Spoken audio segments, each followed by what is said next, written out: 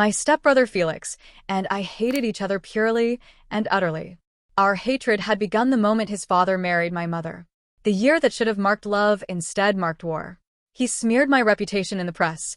I retaliated by printing his private photos and distributing them throughout Silverport. He scalded me with boiling water. I shoved him down the stairs, breaking his leg. He locked me in the cellar for days. I escaped and tore apart the only photo of his late mother, burning the fragments before him. This was our battlefield, until the doctors delivered the final blow. Metastatic cancer, 1 month to live. I spent hours on the rooftop, letting silence settle around me. Then I drafted a timed message, scheduled to send in 30 days. Felix, I'm done.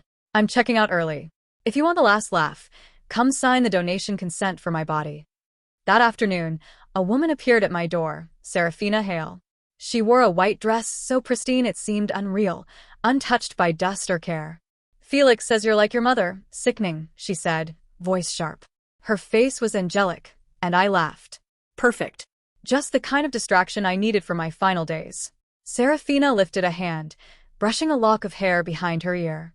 The diamond on her ring caught the light, a rare pink gem auctioned at Sotheby's last month, sold for $36 million. The auctioneer had announced it as an engagement gift. Felix had bought it. Of course. He had a way of loving, of pouring himself into gestures. He once learned over 100 recipes just to comfort me when I was sick. Gifts, lavish and endless, always creative.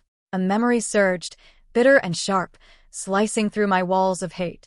Serafina noticed, her lips curling in a mocking smile as she tilted the diamond. Beautiful, isn't it? Felix gave it to me. My engagement ring. He said only someone delicate and pure deserved something this pristine. Her gaze shifted to me, venom wrapped in sweetness. And you, just like your mother. Old, used up, rotten. I didn't flinch. My hand shot out, connecting with her cheek in a sharp, stinging strike. Did Felix ever mention my temper? Before she could react, Felix stormed in, sweeping Serafina into his protective embrace. His eyes burned with the cold fire I knew all too well. Cecilia Vance. Apologize to Sarah, he ordered. I didn't bother looking at him. Your pet was annoying. I don't like noise. From above, a cold voice hissed. So, Sarah mentioned your mother, did she?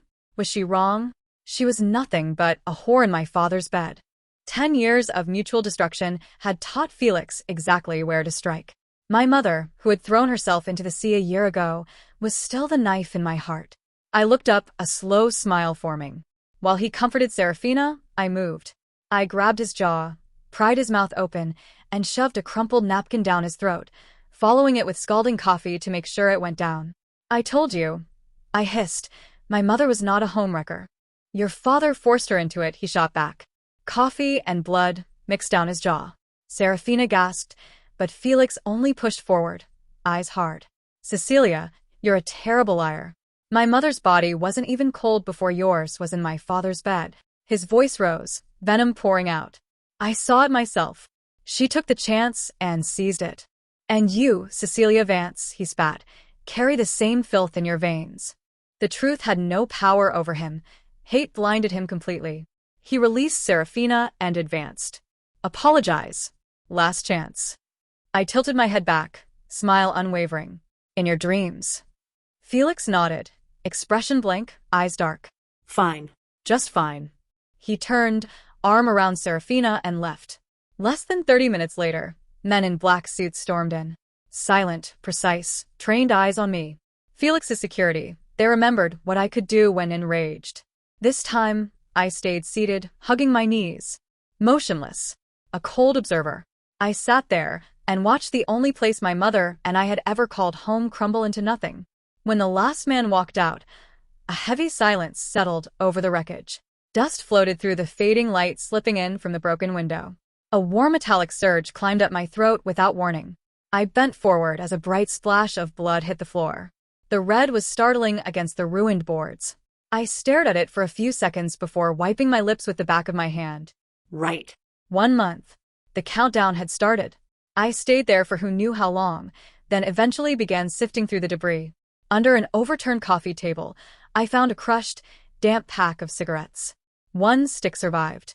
I lit it, the ember flaring softly in the dim room. The smoke scraped my lungs, sending another painful cough tearing through me. My phone lit up again and again with news alerts. Heir of Thorn Industries spends millions on new lover. Final break with notorious stepsister confirmed. Serafina Hale shows off rare pink diamond. Has the tragic ex finally been erased? The article came with a photo of Felix arriving with a group of top specialists, all for Serafina. Consultation fees alone were worth more than my entire existence. The comment section overflowed with praise for the beautiful couple and relief that Felix had finally escaped his dark, twisted bond with me. I cleared the notification and took one last drag before crushing the cigarette under my heel. Let them gossip. Let them swoon. Their fantasies and judgments had nothing to do with me anymore. Hate demands energy. I barely had enough left to stay alive. The next morning, I went to the hospital. The doctor studied my scans with a deep frown. Miss Vance, you need to be hospitalized immediately. We cannot delay treatment any longer. I slouched in the chair, exhausted. Just something for the pain. This is far beyond painkillers. You require the cheapest ones. I cut in. I don't have money. He stopped mid-sentence. After looking into my empty eyes, he sighed and wrote the prescription. At the pharmacy, the bag they handed me was almost weightless, a pitiful assortment of basic white pills that would barely numb anything. Still, they were better than nothing. I stepped outside, blinking against the harsh sunlight. Then a hand tore the bag out of mine. I stumbled and looked up into Felix's smirking face. He held the cheap medicine between two fingers, observing my pale expression with a mocking tilt of his head. You look terrible. Heartbroken after seeing the headlines? Jealous that Sarah and I are doing well. The ache twisting through my stomach left no strength for banter. I kept my gaze on the bag. Give it back. He smiled in that taunting, cruel way he perfected over years of hating me. Then he let the bag fall and crushed it under his polished shoe. Pills burst out, broken and smeared into the dirt. My mistake, he said, pretending innocence. He leaned close enough for his breath to brush my ear. But if you wear one of Sarah's nightgowns and crawl into my bed, maybe I'll get you those specialists. Interested. His tone was poison, but behind his eyes was something else, something he probably did not want to recognize. A tiny laugh escaped me. For a moment, he seemed to think I was giving in. Instead, I stooped, snatched up a sharp bit of cement, and hurled it with all my remaining strength at the glossy black Maybach behind him. The car alarm blared. I looked at him without a flicker of emotion. You destroyed my medicine. I damaged your car. Now we are even. The sudden movement was too much. Blood rose in my throat again, bitter and hot. I turned away, unwilling to let him watch me choke on it. He came after me, his voice tense in a way he probably did not notice. Even? Cecilia, don't kid yourself. You and your mother could never repay what you owe mine. His obsession with that line, with that ancient grievance, scraped against my last nerve. I spun and slapped him 3 times, each strike sharp and quick. He stared at me, shocked, gripping his cheek. A taxi pulled up. I flung the door open and fell inside. Go, I croaked. The driver took one look at me and hit the gas. Felix's furious face shrank in the rear window until it vanished entirely. Back at home, the ruin greeted me like a grave. I dropped to the floor, curling into myself. Without any painkillers, the agony surged through me raw and unbearable, burrowing deep into bone.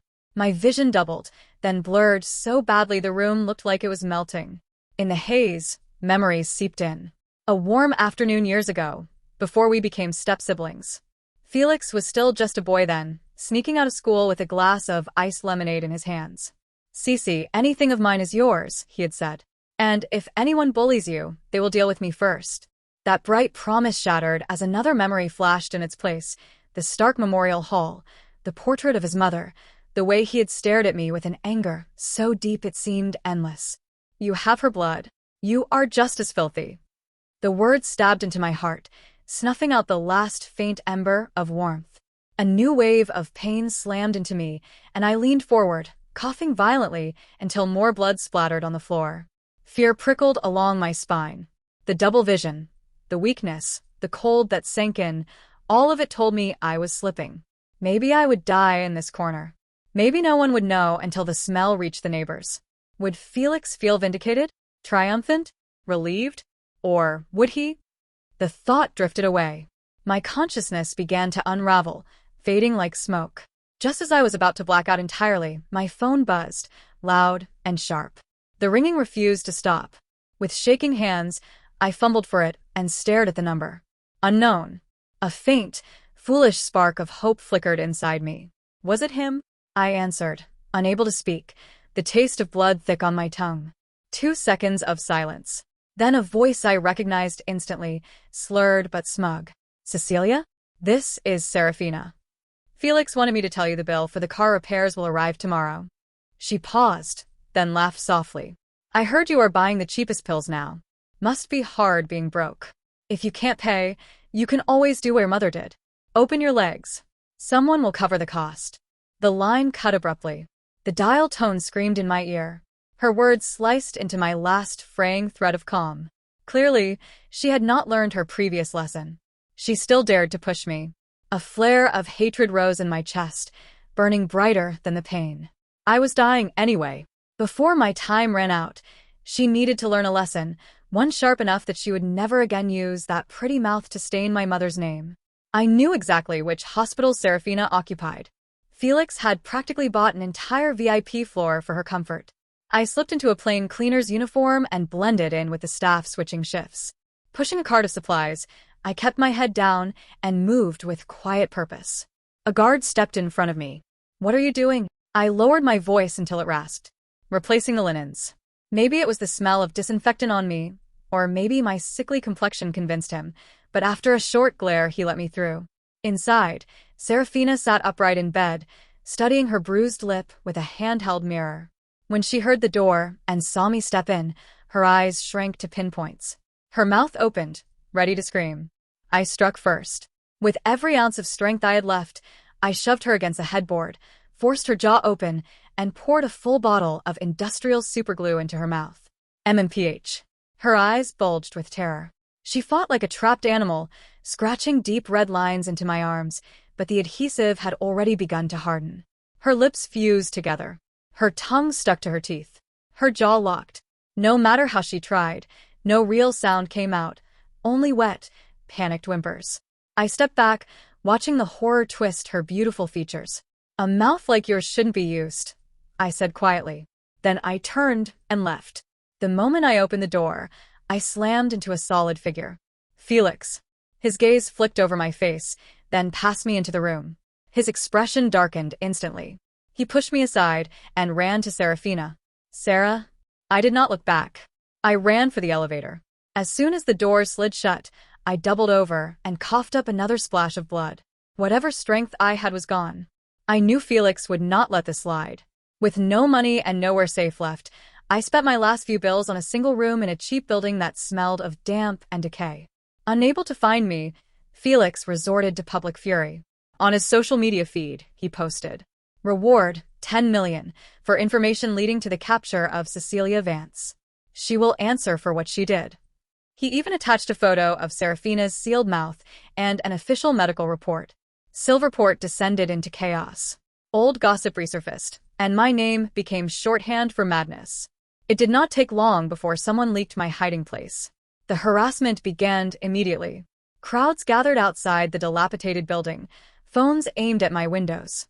At first they only watched, waiting for a glimpse of me. When I failed to satisfy them, they began banging on the door, jeering, demanding a reaction. On the rare moments when the pain dulled, I shouted insults right back. But my body weakened quickly, and those moments faded. Most days, I lay on the moldy mattress, feeling myself slip closer to the end. I lost track of time until my phone vibrated with the breaking news alert. Thorne Industries heir to marry tomorrow.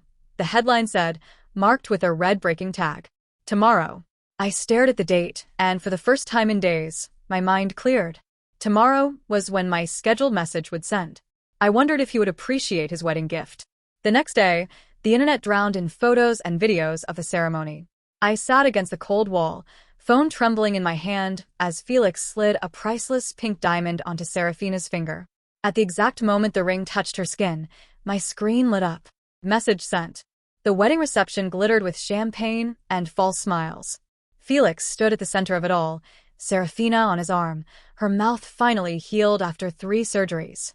The scar tissue remained, a thin line at the corner of her lips that makeup could not fully hide.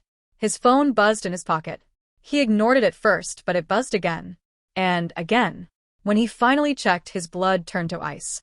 From Cecilia Vance. Felix, I'm done. I'm checking out early. If you want the last laugh, come sign the donation consent for my body. Below it, an attachment. Medical records. Stage 4 metastatic cancer. Diagnosis date: 1 month ago. Prognosis: terminal. The phone slipped from his fingers, clattering against the marble floor. Felix. Serafina touched his arm, concerned. What's wrong? He couldn't hear her. His mind replayed every moment of the past month. Her pale face at the hospital.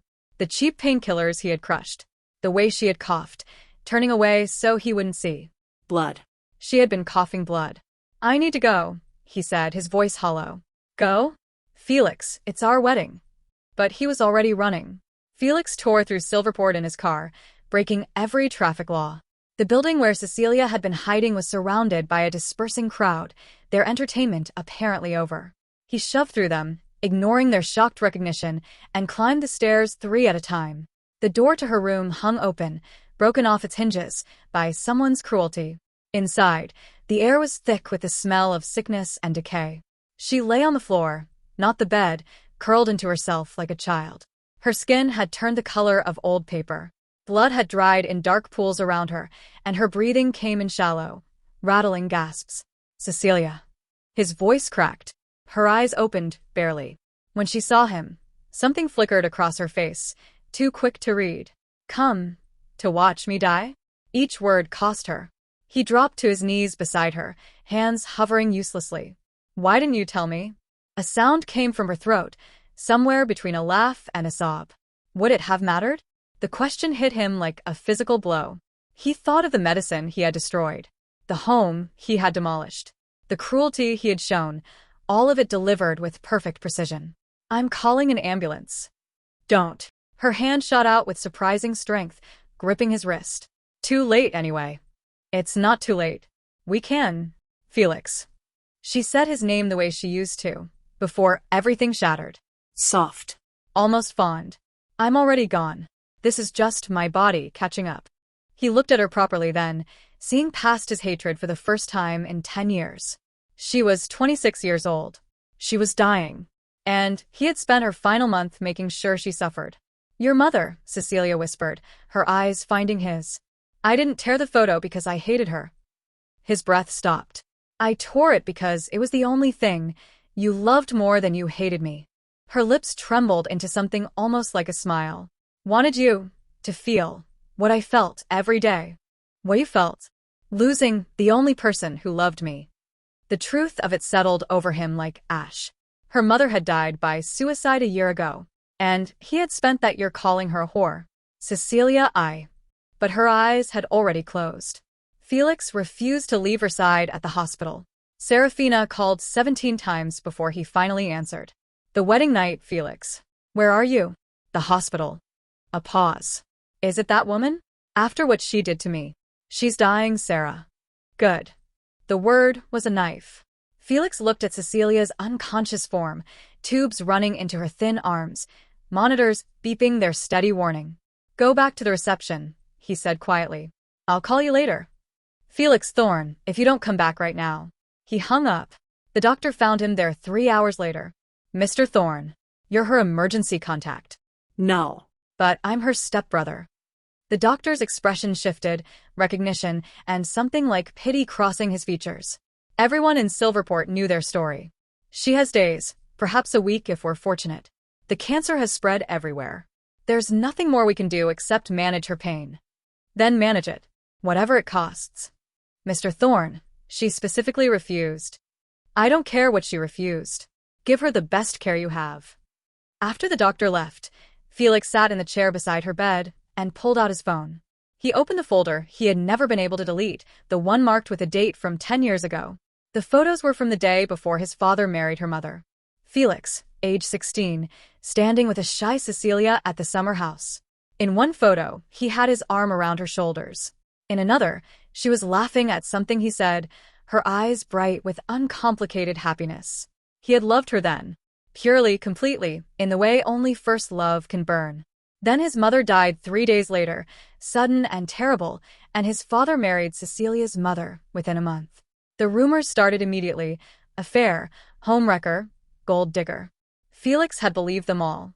He had needed someone to blame for the grief that was tearing him apart, and Cecilia's mother was convenient. Cecilia was even more so. But now, holding his phone, he opened a file he had paid a private investigator to compile years ago, one he had never had the courage to read. The report was thorough and devastating. His mother had been sick for 2 years before her death, hiding it from everyone including him. She had made his father promise to find happiness again, even naming Cecilia's mother as someone she had trusted. The marriage was quick because his mother had asked for it, wanting to ensure her husband and son wouldn't be alone. There had been no affair, no betrayal, just his mother's final gift, misunderstood and twisted into venom. Felix's hands shook as he read. Every act of cruelty, every word of hatred, all of it built on a foundation of lies he had told himself. And Cecilia had known. Of course she had known. But he had never listened. Cecilia woke 3 days later. The hospital room was filled with flowers, expensive arrangements that seemed obscene in their vitality. Felix sat in the chair, asleep, his head tilted at an uncomfortable angle. He looked terrible, unshaven, rumpled, dark circles under his eyes. "You look like hell," she rasped. He jerked awake, immediately leaning forward. "You're awake. How do you feel?" "Like I'm dying." "Because I am." She tried to sit up and failed. "Why are you here? Where else would I be?" "Your wedding. Your wife. Your perfect life, without your terrible stepsister." Felix flinched. "I called off the engagement." Cecilia stared at him. "What?" "Serafina and I are done. I gave her the house in the Hamptons and a settlement. She took it." "Felix, you idiot." Cecilia's laugh turned into a cough, painful and wet. "You don't throw away your life because I'm dying." "I'm not throwing it away.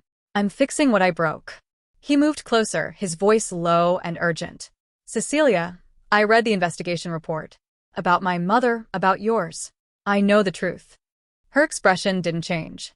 "Congratulations. 10 years too late." I know I can't fix what I've done. But I can be here now. I don't want your pity." "It's not pity." His voice broke. "Cecilia, do you remember the summer house?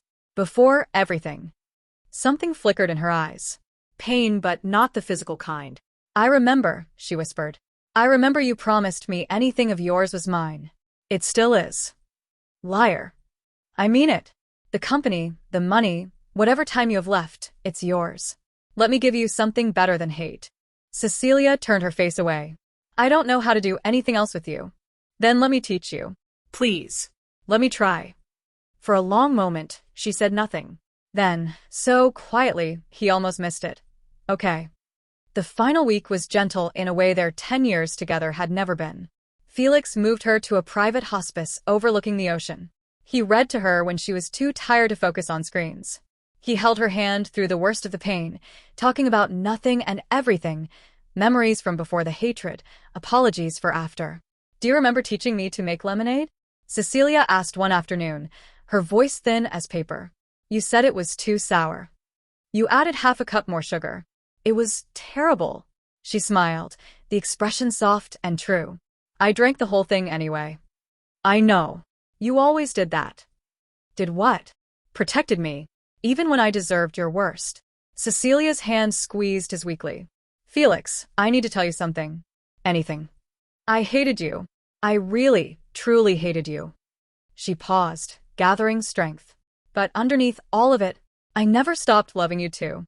The boy from the summer house. I kept him locked away where you couldn't ruin him." Felix's eyes burned. "He's still here. Older, stupider, too late. But still here." "Not too late," she whispered. "Just differently timed." On the last day, Cecilia was mostly unconscious. Felix sat beside her, holding her hand, watching the sun set over the water through the wide windows. "I forgive you," she said suddenly, her eyes still closed. "For all of it." "Cecilia." "And I'm sorry. For what I did too. We were both so angry." She took a shuddering breath. "But I'm tired of being angry." "Then rest. I'll be here." "Promise." I promise. Anything of mine is yours, remember? That includes this moment. Her lips curved up, just slightly. Felix. Yes. In another life, do you think we could have been happy? He lifted her hand to his lips. In this life, too. We just ran out of time. She died as the sun disappeared completely, her hand still warm in his. Felix sat there long after, watching the stars appear one by one in the darkening sky. Tomorrow he would handle the arrangements, the donations she had specified in her will, the foundation he would create in her mother's name to correct the lies. But tonight, he simply held her hand and remembered the summer house, the lemonade, and the girl who had loved him before hate taught them both how to hurt. Goodbye, Cece, he whispered. I'm sorry I couldn't save you. Outside, the ocean whispered against the shore, eternal and unforgiving and free.